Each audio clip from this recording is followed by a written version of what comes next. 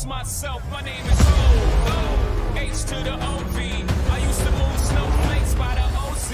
I guess even back then you can call me CEO of the ROC. Fresh out the frying pan into the fire. I be the music man's #1 supplier. Flying in a piece of paper bearing my name. Got the hottest chick in the game wearing my chain. That's right. Not DOC, but similar to the letters. No one can do it better. You can blame Sean, but I ain't invent the game. I just rolled the dice trying to get some change.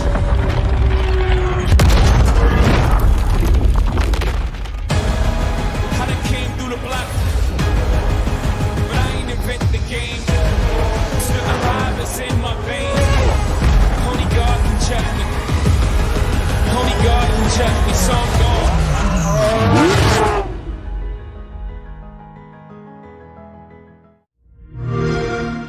Play it day one with Game Pass.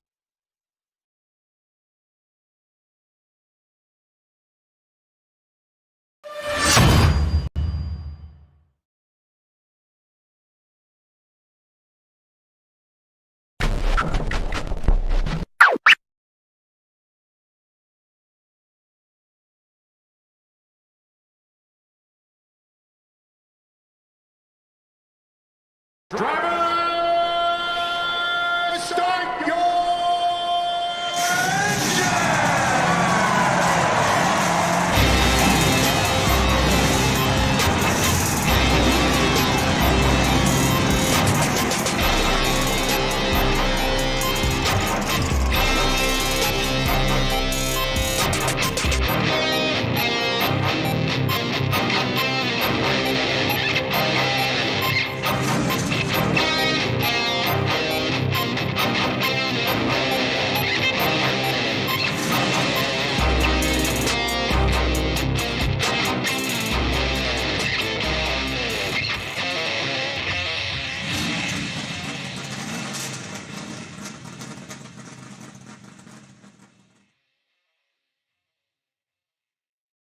A 1,000 cubic inches at idle. It's the final round of Pro Stock Eliminator at the Arizona Nationals. She has a 100th advantage on Bo Butner. At the 8th mile, she's leading Bo Butner at the finish line stripe. It's Camrie Caruso for the first time. 6.592, 210 miles an hour. Butner won 6:59.3 at 2:09. She becomes the second woman in NHRA history to win a Pro Stock Wally. Camrie, you told me ahead of this final that you've dreamed of this moment for such a long time. How does this real-life moment compare to that dream? It's unbelievable. I'm so thankful and blessed, and all my sponsors and all my teammates, and it's just been such a great start of the season, and I'm so thankful. Thank you, guys.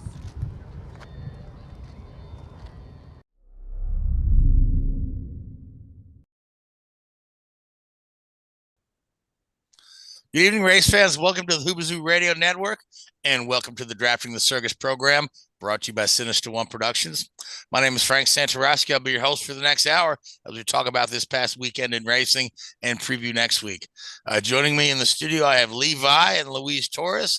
I've got Richard Uden is off on assignment, running those GR86 cars with Toyota, and he's just let me know he's just getting absolutely rained on and he's miserable. He'd rather be here with us. But filling in for Richard is an old friend. Seth was a regular panelist on our show for quite a while. Seth Eggert, welcome back. And you other fellas, how we doing tonight? Thank you for having me. Well, you're welcome. I'm just happy that my chest and lower back isn't injured. Okay, yep, that's good. Yeah, we saw you on TV, Louise, but we need to save that for our women's basketball podcast. But we might talk about that a little bit, because it's not every day that you're watching a basketball game, you see a cameraman get leveled and say, "Hey, I know that guy." I gotta go look this one up. I missed this one. Oh, Louise put it on his Facebook page. Yeah, it's and it's Twitter. So, and it's Twitter. Yeah. Okay. And it's Twitter, yeah. So I had to change my Colton Hurd on Nashville photo with a phone screenshots, kind of like with Bob with the Texas Brawl in 2014. The last time I checked. Yeah, well, yeah. Did you Okay, at least let's get a number from it.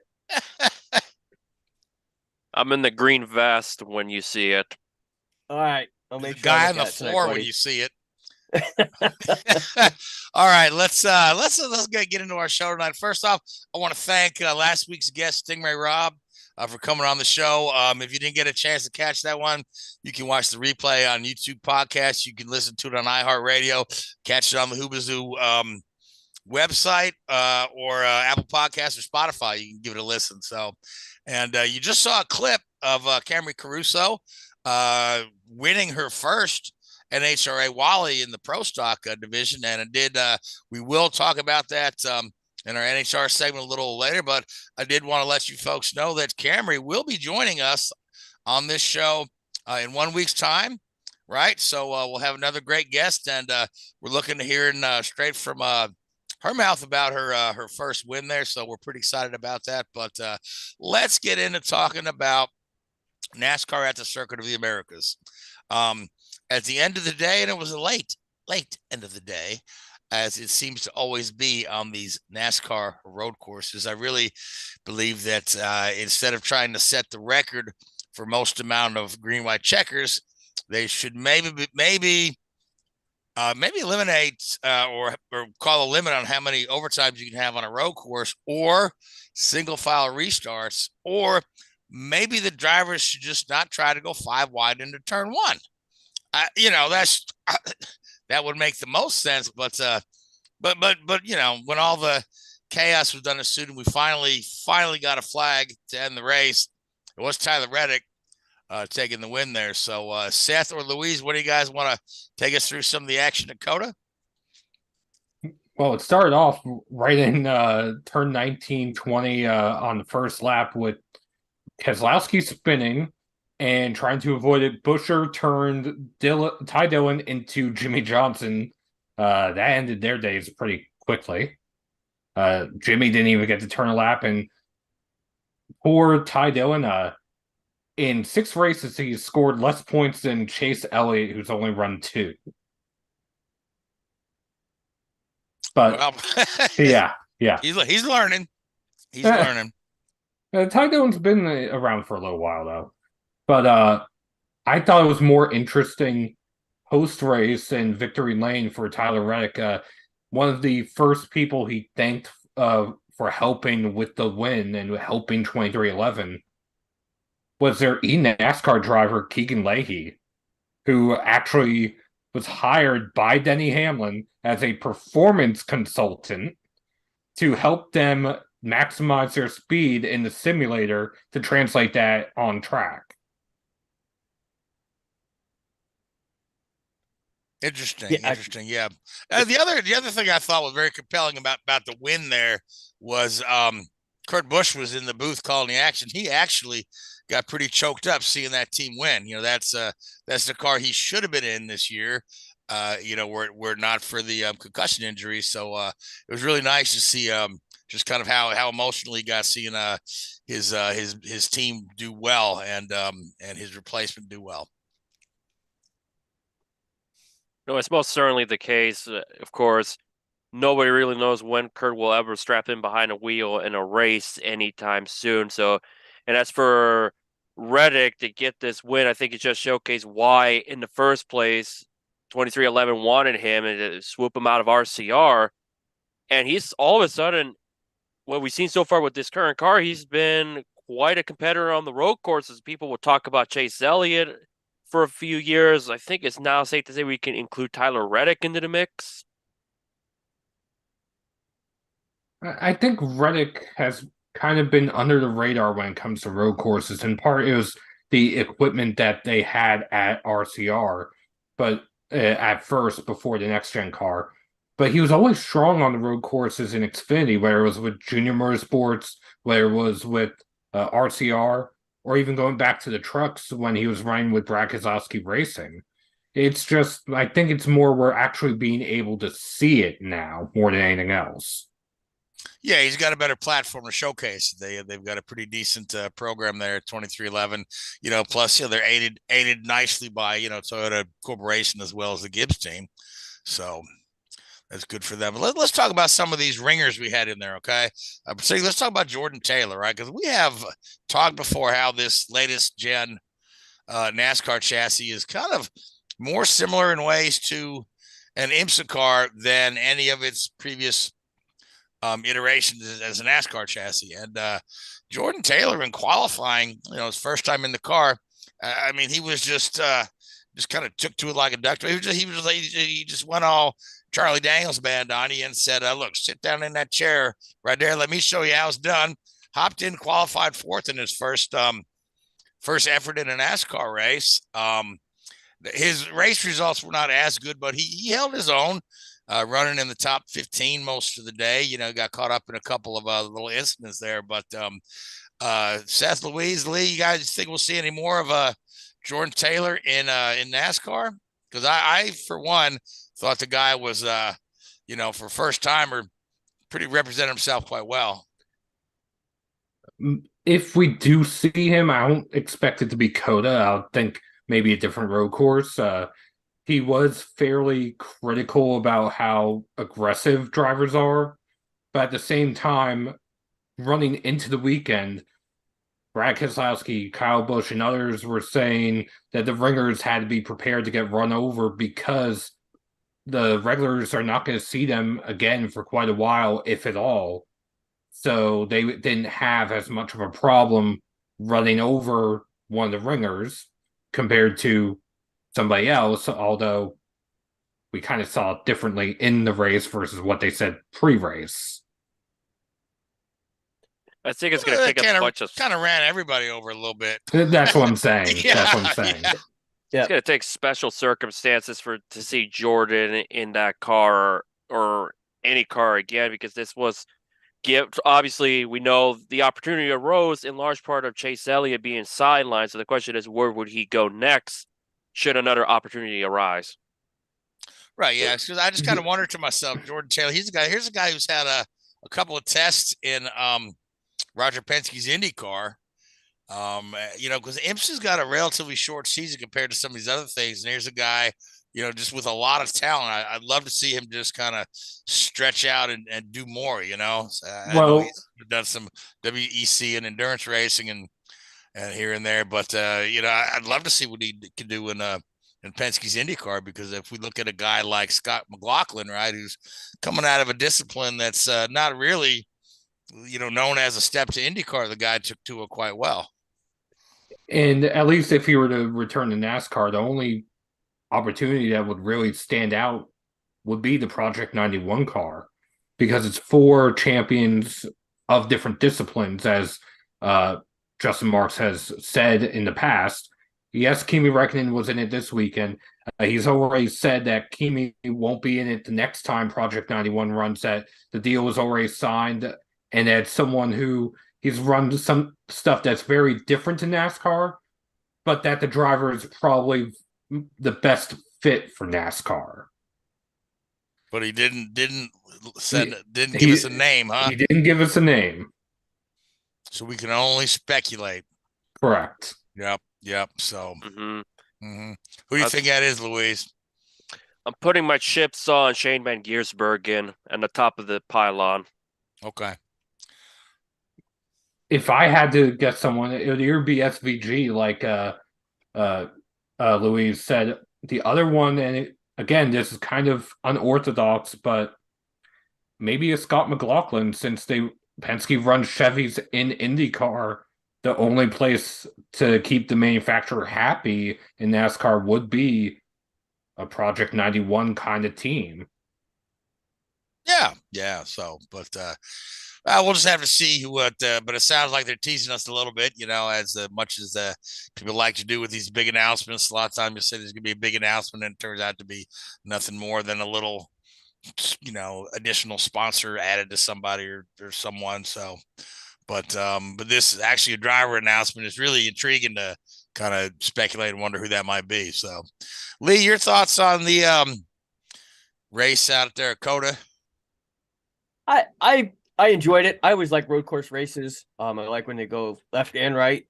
I think NASCAR has, and this is just a generality of the road courses, especially COTA. We talked about the first, not even lap incident. And how many laps did we spend under caution? I think it was 5. I mean, that's a huge racetrack think NASCAR's got to get a better grip on the yellows on those big tracks. I mean, 5 laps is just. I mean, they lost a lot of. I think they lost a lot of fans. I know I was like, all right, I'm gonna go cook dinner while I'm waiting. Well, to speak to the length of some of the cautions, the other issue is some of the drivers continuing or insisting they continue to drive when they're leaking oil or when they're leaking some sort of fluid. And I'm saying that generally speaking because there were like 3 or 4 drivers that did that. Ryan Preece comes to mind.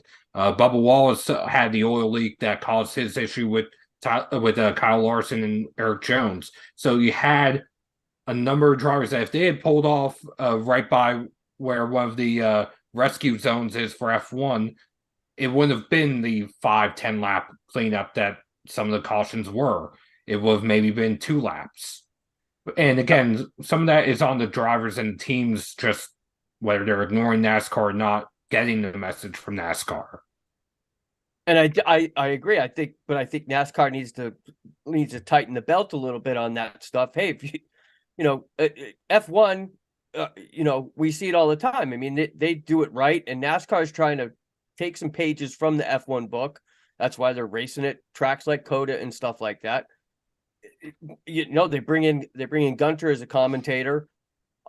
If they're going to try to get to that F1 standard, they need to, if a driver wrecks, you got to pull off into that safe zone and limit the amount of, because 5-lap caution on that big track, that was like 20 minutes. It seemed forever. And I was just like, yeah, I'll be back. I'll go cook dinner. And by the time I got back from cooking dinner, they were just getting done. It's fortunate that it's not a Road America, which is a 4-mile road course. Imagine 5 laps under yellow on a 4-mile road course. But true. Yep. While that's true, the question would now be the integrity of the drivers pulling off, because how would it get back if they feel like their car is fixable?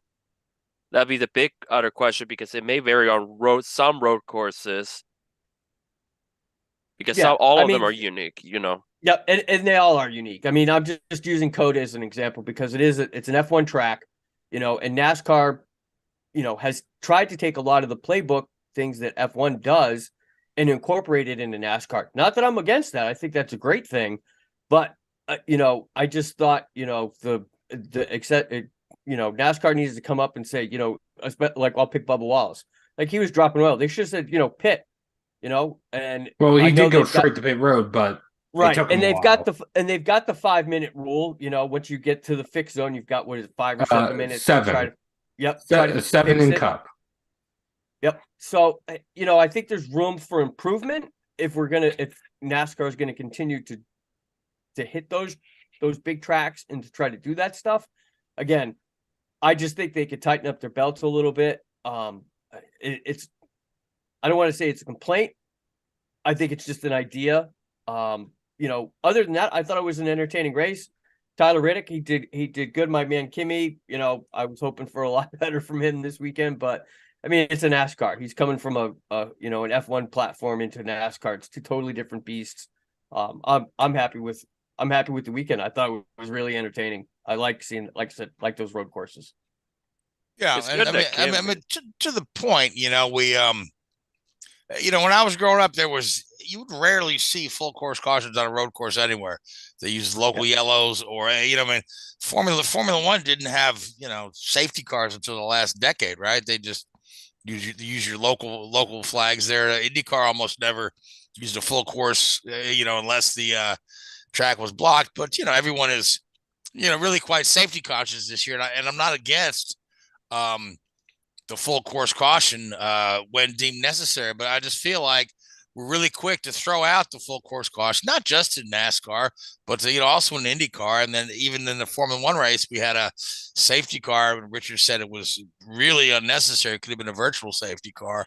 Yeah, so I know it's always good to err on the side of safety, but I think to a certain point when we're damaging the product, I mean, and then again with the incessant green-white checkers, you know what I mean? If you if you set your DVR to tape a NASCAR road course race, make sure you add an extra hour to that. At least. You know what I mean? At least. Because unless it's Sonoma, then you'll probably be fine. Unless it's Sonoma, yeah. Sonoma, yeah. But anyway, so we did have the Xfinity was in action out there at COTA, and the trucks raced there as well. Yes. So Zane Smith burning it down literally in victory lane. Mm-hmm. I did see that. Yep. Let me go ahead and smoke the tires, and the whole truck burst into flames. Yeah, I'm like, well, you don't see that every day, but that guy's going to be on the news tonight. So it was a tough day for Ed Jones, who made his Truck Series debut as well, and broke a track bar almost immediately. Yep, this isn't like the second time in his last 2 weeks that something broke very quickly on a driver. I know we talked about it at Atlanta. That who was that driver, Frank or Seth? Cesar Baccarella. Thank you, Baccarella. Axle. Yeah, he broke an axle after completing lap 1 or something like that. Now, would you say that was kind of poor preparation of the car, or something that's a driver mistake where they actually did something to cause that type of to break apart like that? It sounds to me like it's just poor preparation, or maybe we're just so underfunded we're using old parts. Well, at Atlanta, maybe poor preparation, and granted, I'm not speaking for the team, but they didn't have any practice, and for the Xfinity Series, they didn't have any qualifying because it got rained out. For COTA, the Truck Series had a 20-minute practice and had qualifying. So if it was poor preparation, it took a while to show up. So to me, that's right, yeah. To me, that's either a driver mistake or maybe he got hit the right way, just in the right spot to break the part. Okay. All right. So then in Xfinity, it was AJ Allmendinger who wins every Xfinity road course race. Just about. But it wasn't he had a really interesting day where he was up front, and then he was all the way to the back, and then he was all the way to the front again.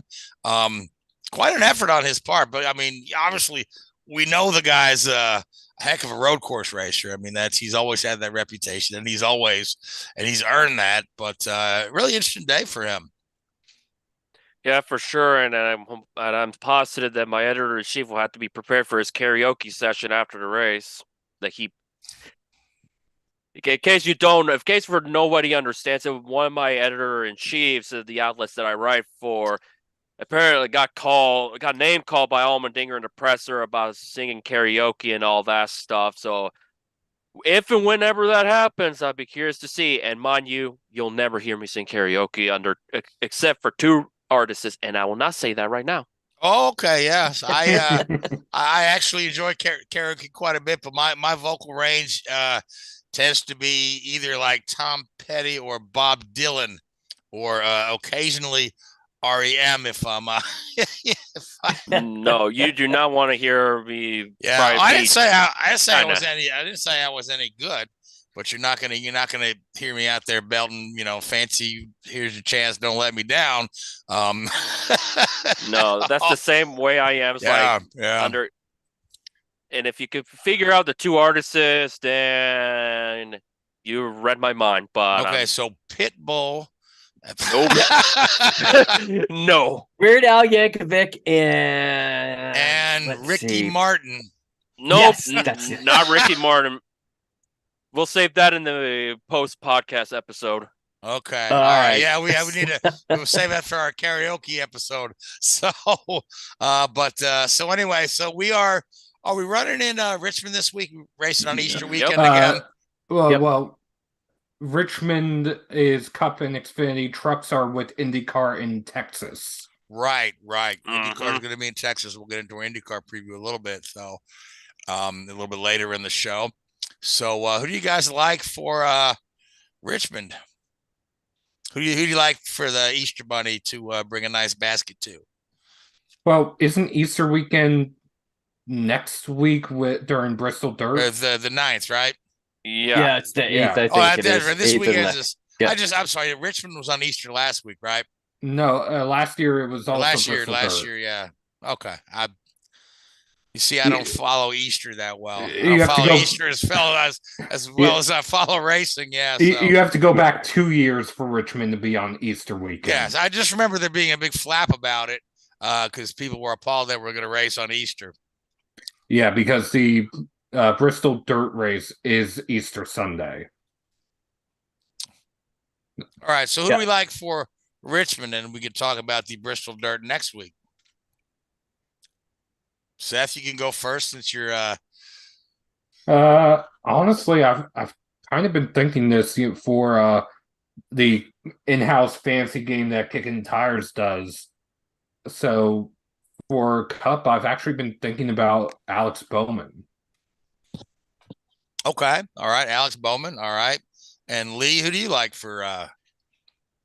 I'm gonna go out on a limb this weekend. I think Corey LaJoie is gonna have a good weekend this weekend. Okay, that is indeed going out on a limb. But I think yeah, so. I mean, I like it. I like Corey LaJoie. Yeah, I like his dad. I mean, he's been racing really good this year. He's got a lot of momentum running behind him, and I think I don't know. I just have my guts are terrible. I mean, I picked Kimmy last weekend. God's sakes. Yes, you did. Yeah, that got me in what 27th. So, I mean, if Kevin Magnussen was running, if Kevin Magnussen was running, you guarantee we know who's going to pick Magnussen. Oh yeah. Oh yeah. Absolutely. So anyway, so Corey LaJoie, it always reminds me of this story, and this is I was living in Roanoke, Virginia, right? And there was we had our local news guy was a former football player, right? The local sports guy in the local news. He was a former football player, so he knew a lot about football, a lot about basketball, good, but he really didn't know much about racing, right? So and then of course the Cup Series, the NASCAR was in Martinsville, and Randy LaJoie had won the truck race. And so this guy just, I'll never forget. It always sticks in my head. He's just reading this because he has no idea what he's talking about. He goes, and the winner of the race in Martinsville was Randy LaJoie. So every time I see, Randy LaJoie or Corey LaJoie in print, I think about that Randy LaJoie. So with that being said, Louise, who do you like for Richmond besides Corey LaJoie? If I could flip a coin, my picks are either gonna be William Byron or Martin Truex Jr. You can always expect Truex to run good, but that's mostly during the fall. I'd like to see him finally progress and get it done in the spring race. And of course, Byron was at the mix at the end of last year, and even without Rudy Fugle, he's done quite well. I mean, he was in the mix of COTA with Tyler Reddick before the overtime madness began. Yeah. We haven't really heard a lot out of Joe Gibbs Racing this year. They've been kind of quiet while everybody else is winning up the races. But that being said, I'm not going to pick a Gibbs driver, even though lots of people like to pick Denny Hamlin for Virginia races. But I don't see Denny doing it this weekend. I do, however, see Kyle Busch winning another race this year right there in Richmond. So I think that that is just a really nice match with Kyle Busch and Richard Childress. And I think that's going to pay a lot of dividends this year. And I think come the end of the year, he's going to be right in the championship hunt. So that's where we're at with Richmond. So that being said, let's talk about NHRA. And again, we saw the clip at the top of the show where pro stock driver Camrie Caruso took her first win, won her first Wally statuette. So good for her. But Lee, there was a little controversy. Something with the lights. I read through the thing, and I don't watch it enough to understand exactly what went wrong. But I know there were some apologies, but there were also some congratulations. So in the NHRA, when you come up to the Christmas tree, there's a pre-stage which activates your first set of lights. So at the top of the tree, there's two blue lights. There's a top blue light and then a bottom blue light. So when you roll in, you pre-stage, and that's your top blue light. And typically, the unwritten rule is whoever stages first trips that top light. You wait for your competitor to trip the other light. And then it's whichever of the two drivers trips the bottom light, or that's your staging light. Once you trip that, go ahead. I lost you. I didn't hear you there. I'm sorry. I said, and you trip the light by moving your car forward? Yeah, so there's a Okay, laser all right. that runs across the lanes, and the tires will actually trip that light, and that's what activates all right. the blue light. So Yeah, because when I was reading the article, it said like she activated the light. I wasn't exactly sure.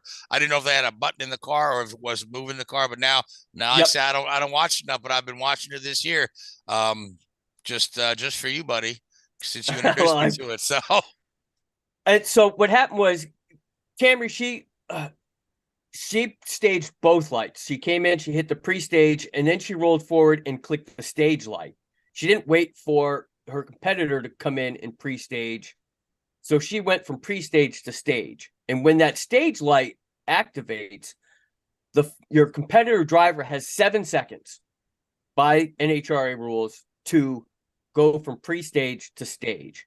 So she basically jumped the opportunity. She pre-staged first, and then her competitor would pre-stage second. She went pre-stage, stage. So that really didn't give her competitor it gave them 7 seconds to get from pre-stage to stage. And there's nothing in the rule book that says you can't do that. In the old days, that was a trick that drivers used to psych out their competitor. They're going to drop in, they're going to pre-stage, stage. It puts your competitor kind of at a disadvantage because they have only 7 seconds to now do that process. So it was kind of frowned upon amongst some other drivers. It's an unwritten rule that you don't do that, but I think in the mix of it, it wasn't intentional. I mean, she came out and said it wasn't intentional. She just jumped that light. And that distance that we're talking about between the stage and pre-stage is not very much at all. I think it's about 3.5 inches. So it's not a big distance. The other controversy was that the competitor was the number 1 qualifier, and he was the first driver to qualify from Mexico. So that was a pretty big deal. So it was controversy. I think it was just an honest mistake. I think she just she let off the brake pedal and staged before, she wanted to. I don't think it was malicious. Like I said, back in the day, they used to do it all the time just to yeah, it mess sounds with like their competitor. it's more of just etiquette than a rule. Yeah. Right. It's so just like in baseball, tons of etiquette rules that aren't in the books, but pitchers and catchers and stuff like that. So it's just an etiquette thing. But either way, big day for her to get her first trophy in pro stock. And so let's talk about who some of the other big winners were at the Arizona Nationals. So Top Fuel, Justin Ashley, he came out on top over Sean Langdon, which was a really good matchup because they both qualified in the middle of the pack. They were qualified 8 and 7. So it was nice to see some middle of the pack drivers get up there and fight for the championship. It was a really good race. Couple tenths of a second between them, which is really good at Arizona. Arizona typically sees a lot of good races because they got a lot of good air. The track temperature is usually pretty good this time of year. So that was good. Funny car, John Force Racing with Robert Height and his old nemesis, Ron Capps. They went at it head to head. Robert actually picked up the win, which was good to see. It's always nice to see those two guys go at it. They've had a long time rivalry. Ron Capps has always been a thorn in the side of John Force Racing. So, it's kind of like that Green Bay Packers, Chicago Bears rivalry, Rusty Wallace and Dale Sr. kind of thing. Mm-hmm. I remember that time period when it was the Brute car and the Castrol. Yeah. Yep. They go back and forth constantly. So, I mean, it was a good race. Alexis DeJoria, I thought she was really going to do good. She got all the way to the semis and lost her on Caps by 5 thousandths of a second, which is, I mean, it's super quick. It was very fast. And, Alexis is a good driver. I was kind of rooting for her in Funny Car this weekend. But I think Robert Height and Ron Capps really pulled off a good race. Pro Stock, obviously, Camrie Caruso, she did great. Bo Butler the third, he's another good driver. That race came down to 1,000th of a second. Like, that's just a blink of an eye. I think they measured it out. It was like 6 inches between winning and losing. And that's, at 209 miles an hour, it's so fast. It's literally like a blink of an eye. So I thought it was good. They also this weekend, one of the cooler things they did this weekend was they had the Mission Too Fast, Too Tasty Challenge, which took the semifinal drivers from the top 3 classes and kind of had like a grudge match. And again, Alexis DeJoria came out on top for her for Funny Car. Doug Coletta won in Top Fuel, and Troy Coughlin, he upheld his run from the Gator Nationals last weekend or 2 weekends ago in Florida, and he edged out Greg Anderson. So all in all, I think it was a good weekend. I'm looking forward to Pomona this weekend, so we're back to back. Pomona is kind of like our Daytona a little bit. It's the track where kind of NHRA really started. So it should be a good weekend, and I'm looking forward to, like I said, talking to Camrie next weekend, getting her take on Arizona and her run in Pomona. So trying to rhyme everything: Arizona, Pomona, Daytona. Yeah. I tried to throw a Vegas in there, but it just didn't work out. Didn't work out. So when you talk about Mission, that is the tortilla chip company. That is the tortilla chip company. Yes, they are heavily involved in racing. I went to I was in Indianapolis last year. I went to an event with Pat Award because they sponsor him. That was put together by Mission, and they just did a really good job with it. They're doing a really good job with activation in motorsports, and they even sell you a bag of chips that the chips are cut out like race cars and motorcycles. So it's pretty good. I like any company that really immerses and involves themselves, other than just say paint my name on the car. They do a lot of activation and stuff. So that's just pretty neat. That they're doing that, particularly when you look at the fact that NHRA has lost Mellow Yellow. I know we've had Camping World step up, but it's nice to see Mission step up as well and sponsor some additional events over the weekend. So that's pretty cool. That's just good stuff. Not just that, and Cody Swanson out of the sprint car world has got Mission as a sponsor as well. So they have expanded quite well outside of obviously Pato. Right. Yeah. They're kind of everywhere. Yeah. Yeah. And they're in motorcycle. Is that a drag motorcycle, or I'm trying to think who they sponsor on a motorcycle, because I looked it up at one point. I didn't know if it was NHRA or if it was some motorcycle series. Can't remember. Yeah, I can't think of it off the top of my head. But so two other things I want to touch on real quick in NHRA. We talked about it 2 podcasts ago. If Keith wants to run that footage of Antron Brown, is a pretty cool little You're familiar with the Junior Drag Racing League, right? Absolutely. Don't you think there ought to be a junior funny car, a junior roadster? Been saying it for years. Well, so did the folks at Toyota. The Gazoo Racing people put it together. It's a GR Supra, almost exactly like the one you see the Toyota drivers running in funny car. But this is one for families who have kids and are interested. You know who's driving that one? Who? Yes.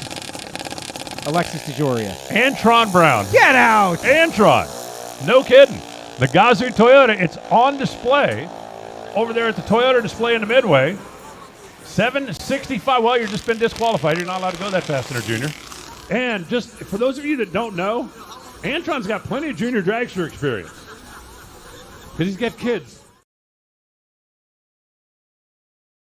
Yeah, so that was Antron Brown running the Toyota Supra Junior Funny Car.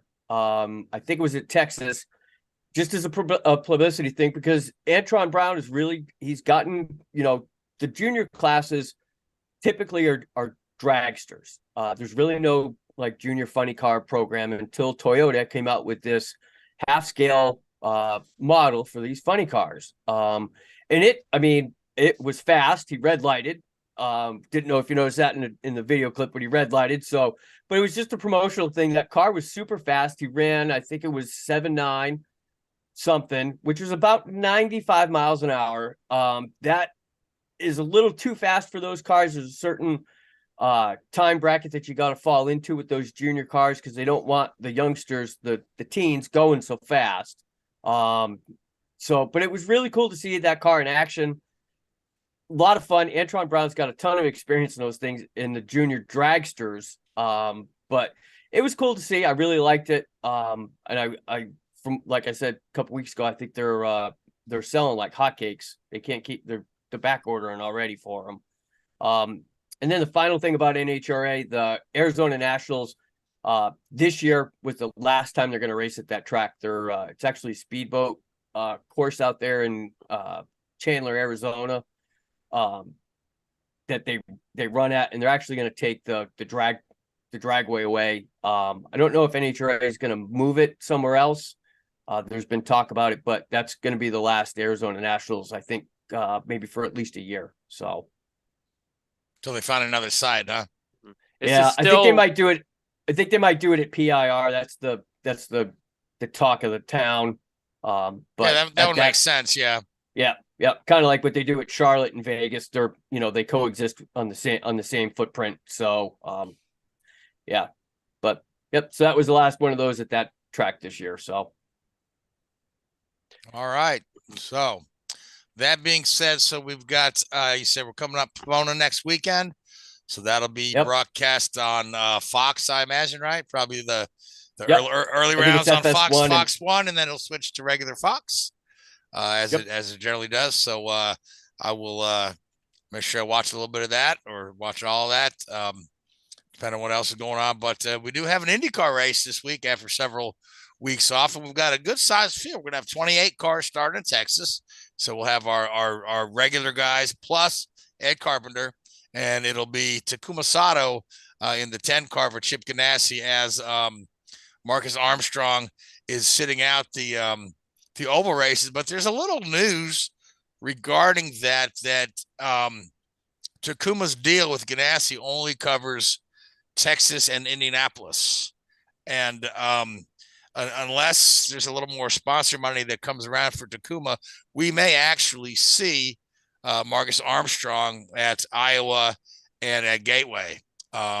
Nothing is decided or announced yet, but that's kind of what Chip was saying. He said, you might see this kid more than you thought this year. But anyway, which could help his odds for rookie of the year. Exactly where I was going with that. Yeah, this if he only misses 2 races rather than 4, he's got a better shot at that rookie of the year thing there. Give Sting Ray a run for his money, and Canapino. So, but again, like we said, we're going to Texas, very fast track. And the practice is so limited anymore, right? You talk about they had a test out there for the rookies. You recall Sting Ray was talking to us about that last week. Fastest he's ever driven in his life. Which certainly you've got to get that under your belt before you get to Indianapolis, right?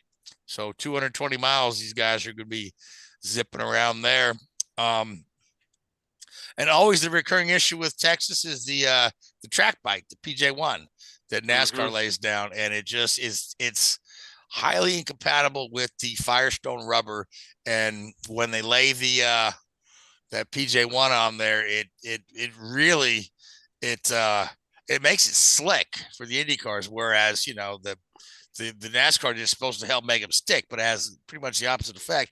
So it almost takes away that whole top lane, right? And even if they didn't apply that this year, that stuff kind of stays on there forever. So last year they did an additional session with it's like I think 6 or 9 drivers, 6 or 10 guys that just run in that top side, just try to lay some Firestone rubber down on the track to see if they can get a second groove going.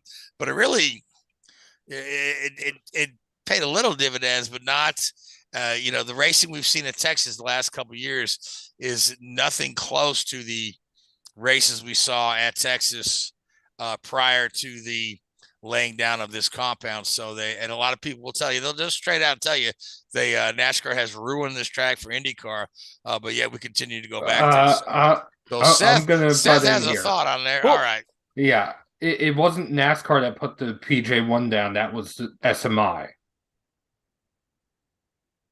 And who owns SMI? The Bruton Smith family. Okay. That's Marcus Smith now. But they were the ones who put the PJ1 down at Texas, Kentucky, Bristol, Charlotte, and Pocono. Okay, but as an IndyCar fan, right? Blaming NASCAR is more fun.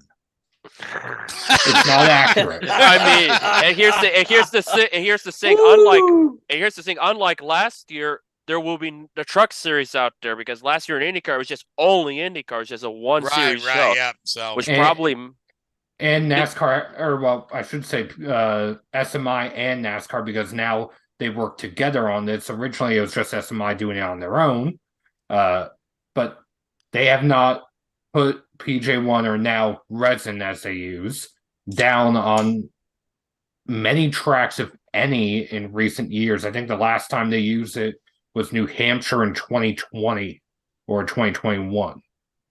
So they really have not been using it recently. Yeah, but it's seeming like no amount of scrubbing or tire genies or anything is removing that stuff. So we'll see what kind of race we get at Texas. Hopefully, like I said, it was a little better last year than it was the year before, but it's still nothing like we used to see, especially during the mid 2000s IRL era. Well, we saw some great races at Texas. Well, another thing that you're leaving out is Texas was reconfigured. Before the traction compound was put down, Texas was reconfigured. And even the NASCAR races have not been the same as what they used to be before the reconfiguration. Yeah, Texas is just a mess all around. So yeah, and there's this thing going around. Supposedly, this is going to be the last year under this current configuration and all that jazz. I haven't heard diddly squat about it. I don't know, but they've reconfigured Texas a couple times. If you recall, when they first opened that track, and I want to say it was 95 or 97. I want to say 96. 96, yeah. I was going to say the first IRL race was in 96. But they had two different bankings on the track. One set up for NASCAR, one set up for IndyCars. And the first NASCAR race there produced just wrecks left and right because of the uneven two different degrees of banking in the turn, right? If you hit that thing wrong, you turned around. So that lasted a year till they reconfigured it then, right? Then that configuration was good for a number of years until this more recent reconfiguration, which we saw the same kind of things where they reconfigured Kentucky entirely, making certain parts of the track wider, other parts narrower, changing the banking and making turns 1 and 2 different than 3 and 4. And some of these reconfigurations work out, some of them just don't. I mean, I want to say that even at Kentucky, the racing was better before the configuration than after. I just never forget that I watched that one race and it was just like, the Martin Truex show, the whole race. So, but I'm pretty sure, Frank, you and I were at that one. We were at that one. Yes, we were. Mm-hmm. And Texas, even when you're talking about Texas, every time I look at the 2001 race, it looks like the track doesn't look like it was even 5 years old with the surface. It looked like it was 30, like especially in turn 3, how completely destroyed it was. I mean, people talk about Atlanta's super speedway surface looking like it's going to wear down already. Texas looked pretty brutal back then. Yeah, well, the Texas winters are hot, so that's not always the best stuff for asphalt, So, but yeah, we'll see what kind of race we get at Texas. But as I look at this thing, I got to see who I like. The IndyCar season is young. We've only got one race to really gauge it on. That was Marcus Ericsson. We know Ericsson knows his way around an oval.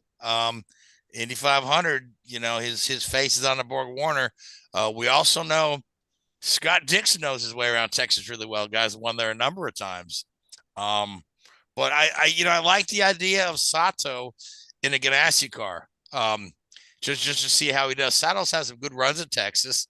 I really think you're going to have to watch out for Takuma at Indy, but I don't know if the fact that he's not running the full season is going to cause him to be a little rusty. But I think that's a guy. I think all the Ganassi cars you're going to have to watch out for. And of course, Pato O'Ward, who's won the most recent race at Texas. Or was it 2 races back? He won It his was first, 21. he won his first ever race at Texas. And actually, Pato helped out the ticket sales by he bought a whole grandstand, and then he did these merchandise sales. If you would buy a shirt and a hat, you'd get a ticket for the race. And he sold out his whole grandstand. Also, he had another deal that was like a couple of $100. You buy some merchandise, then you get to hang out in the suite and meet Pato before and after the race.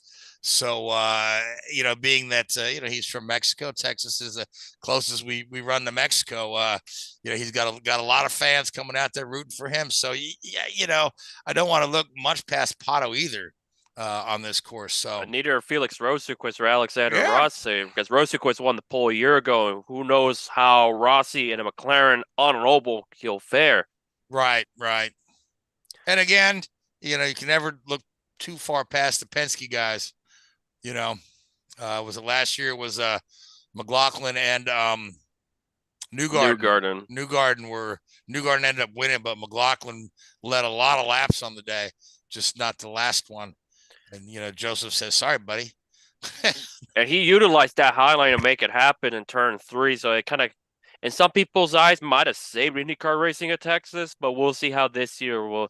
That's the biggest question mark. Even Scott Dixon said it's in the Tuesday media availability that it's an unknown how in some parts because of the conditions, but also when IndyCar have their qualifying session, you'll have Goodyear rubber on the track because because the trucks, and IndyCar's run with the trucks before. They used to during the old IRL years. They would consistently run share weekend with the trucks. They did it quite often. As a matter of fact, there was a time or two where the trucks were the headliners and the IndyCar was the opening act. IndyCar had the Saturday race back in the the early IRL days. But it'll be interesting to see how that plays out. But I still think you'll see Pato's grandstand full of people wearing orange, and then you just see a lot of empty seats around the rest of the place. Because the Texas races, the attendance has just been dwindling, and it's surprising me that we still go there, particularly since Eddie Gossage is no longer associated with the Speedway, and he was one of the big supporters of keeping IndyCar there. So we'll have to see. We'll have to see if we go back there again after this year. But to the point of the schedule parity. They need to pick up an oval to replace that. Otherwise we're going to turn into Champ Car. We have to have, the mix of ovals right now is rather light. The fact that Iowa's a doubleheader helps that somewhat, and Gateway puts on a good event. Obviously the 500 is a good event, but they need something. I don't know where to tell them to go. You know what I mean? Yeah, because you have Pocono, but the recent incidents from pushing a half a decade ago has run them out. And then Michigan, you'll never know. Was improving. The attendance at Pocono had improved year after year after year. But then after the incident with, with Wickens, and then just the kind of half-ass way that they repaired the fence and stuff really left a sour taste in a lot of people's mouths, And also Rosenqvist crashed a year after. Yeah. It was just a shame because obviously you don't have a market in terms of a racer. You don't have anything down there because of Pocono was dropped and Watkins Glen was also dropped. You don't have Nazareth. You can't have Fontana anymore. Phoenix, I don't feel like it ever got a fair shake other than the attendance. Yeah, not the recent time they go back, but years ago Phoenix was a big IndyCar event, right? And Richmond kind of got screwed. Yeah, I don't know what happened there. They canceled the race, but never went back. I don't know why we didn't try to go back. So, and I really think try. Yeah, I really think that honestly, Kentucky would be a good venue for IndyCar, just because it's equidistant between Cincinnati, Louisville, and it's only 90 minutes from Indianapolis, right? So you've got a lot of kind of Indy 500 fans right there. But the problem right now, the Kentucky Speedway earns $1 million a month as a parking lot for Ford and a storage facility for Amazon. They're making more money just leasing out the grounds than they ever did holding races. So the only other two tracks that come to mind would be the Milwaukee Mile or New Hampshire. And the Milwaukee Mile is one that's been discussed for a return to IndyCar. They've done a lot of work on that track there. They're holding some ARCA races there, as well as a truck race. A truck race and some historic races, as well as they still have the Millers at the Milwaukee Festival. So, but again, you got to look at, Michael Andretti threw everything he had into promoting that race, right? Trying to make it the Milwaukee Indy Family Fest. Had a little playground in the middle of the track with with the roller coaster and a Ferris wheel, and made the tickets dirt cheap. I think he made $20 for general admission, and still nobody showed up. So, I don't know what you got to do, because Milwaukee used to be a fantastic IndyCar market. Mm-hmm. And Loudon also got screwed in large part what happened in 2011. Yeah. Loudon wouldn't be a bad one to put back on, though. The IndyCars would get around Loudon pretty well. And Loudon is down to one NASCAR weekend, so they have the room. Yeah, well, all right. So let's talk about who we like for Texas. I am going to go with Pato. So Lee, you like anybody for Texas? I like Rossi for Texas. I'm going to go with him this weekend. Very good. So, yep. And Louise? I'm going to go with McLaughlin. Okay, yep. So Seth, that leaves you. I'll go with Roman Grosjean. Okay, There you go. That's he's been said the Andretti team as a whole has been improving. They other than their bad luck at St. Pete, they in all the preseason testing they were top of the charts there. So anyway, before we talk about Formula One for a second, we do need to go back to NASCAR and talk about the Hendrick penalties, right? So NASCAR released a statement today essentially saying that they have reduced the National Motorsports Appeals Board reduced it, not NASCAR. Okay, so they still owe NASCAR all that money then? They still owe NASCAR the $400,000. Still got to pay the fines. What about the lost points? They got all the points back, and the crew chiefs are still suspended.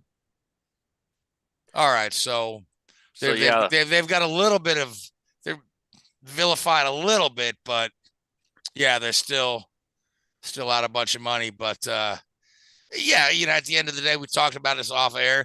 You're receiving parts from the OEM that are inconsistent, and you're trying to make it fit the car, but you're not running by NASCAR what you're doing to make the part. I mean, in my mind, the problem starts. Hey, you need a more consistent OEM to make this part. You know what I mean? It's not hard to make every part come out the same if you have a really good manufacturing facility, right? So why such inconsistencies in the parts? And Seth, I know you talked about some of the cars have different noses, or some of the things have been altered slightly here and there, so they may be getting the wrong parts. But like anything else in this world, though, everything you ever want is back order, or they're sending the wrong stuff. So I guess they could have their own supply chain issues, but and that's mainly what it is, supply chain issues. Yeah. NASCAR did actually put out a statement kind of rebuking the appeal panel. But we are pleased that the National Motorsports Appeals Panel agreed that Hendrick Motorsports violated the rule book. However, we are disappointed that the entirety of the penalty was not upheld. A points penalty is a strong deterrent that is necessary to govern the garage following rulebook violations, and we believe that it was an important part of the penalty in this case and moving forward. So the National Motorsports Council overturned the points, and NASCAR is not exactly thrilled about it. That's what I'm hearing. Okay. Yes. All right. So we'll just have to see how that plays out. But in the meantime, nobody's missing points though, so we can't go to the end of the year and say, oh, this guy would have been here if he'd not lost them points. So at least it kind of keeps that all level. So anyway, so we got about 2 minutes left. Let's go ahead and make our picks for Formula One. Now, Seth, what we're doing this year is because we've decided Max Verstappen was going to win all the races. We're picking who finishes second. And then, of course, last Formula One race, Max Verstappen finished second. So I will say that we'll go around today, and you can say who finishes first and second. Okay. So who's going first? And you can pick Verstappen multiple times. Well, you can't finish first and second. No. I mean, we can. Usually, we try not to take. Okay. Picks, I get it. But everyone can get Max and another guy, right? And then you could figure out the first and the second. So, Louise, you want to go first? Yeah, let's give it a go. Let's see. I think Max will bounce back, unfortunately, in my opinion, because I'm still semi-salty about Paris losing that extra point. Yeah. But besides the point, it'll be Verstappen and Perez. I think it's going to be a Red Bull 1-2. Yep, not a bad call, Red Bull 1-2. That we've seen that every race this year. So, Lee, Kevin Magnussen? Nope. Actually, I'm going to change it up. I think Max is probably going to come in first. And then somewhere in there, I think Leclerc is going to come in second. So okay. So Ferrari's going to improve. Yep, I think so. Just going out on a limb. So we'll see how it goes. And Seth, who do you like? I'm going to have a little fun with this. I think the Red Bulls will have those drivetrain issues again. Okay. And because of that, I'm going to say Alonso and Russell 1-2. Okay, nice. I was thinking of Russell 1 and Max 2, but that would involve, Russell beating Max on raw speed. But I think it's going to be strategy that's going to put Russell ahead of Max, and then I'll eat crow on Monday when I'm wrong. So that being said, we're all going to eat crow. Yeah, I know, right? Yeah. I don't know. I might be okay. We'll see. Yeah, Luis is probably the best sitting one out of all of us. So, well, yeah, he's got the Red Bull. Bull. Beat up at basketball. Yeah, we'll see Saturday night in my time how they do. All right, fantastic. Yes, we are racing in Australia, so it's not your general early morning Grand Prix. It's the middle of the night Saturday for us, right? Yeah. So Louise is it's almost in prime time for you, isn't it? I think it's usually around 10 or 11 or midnight. Yeah, it's like middle of the night on the East Coast when you get to Australia or races in Australia or Japan. So, all right, Seth, I want to thank you for joining us this week, and you'll be back on in a couple of weeks. We have a couple of guys from the world of e-motorsports who are going to be on. And Seth, you're gonna come and do that because that's one of the aspects of the sport that you follow with a passion, and you're an expert about it. So Seth will be back on it in a couple of weeks. And you Lee, can have one of my own cars. There you go. Look at that. Yep. Oh man. Oh, that's what the 57 was. I was curious what that one was. That one is me. There you go. Cool. There you go. All right. Nice. And Lee, I want to thank you for arranging the interview for Camrie Caruso next week. I'm really looking forward to talking to her. I don't know that I've ever spoken to an NHRA driver, so it'll be a fun experience for me. I have some questions that I'll probably sound like a novice, but I'm really looking forward to that. Louise, I want to thank you, buddy, just for being you and always being there for us week in and week out. Richard, I hope you're doing well. I hope you're not too soaking wet out there in Sonoma. But I want to thank my producer, Keith Hayes, for always making us look good. Makes us look better than we are. But I want to thank YouTube Podcasts, iHeartRadio, Spotify, and Hoobazoo.com. But most of all, I want to thank you folks that watch us every week. And we'll see you in a week's time. Until then, good night. Thanks for watching Drafting the Circuits. Make sure to follow Drafting the Circuits on Facebook, Spotify, Twitter, and YouTube. Drafting the Circuits is a Code Sinister One production.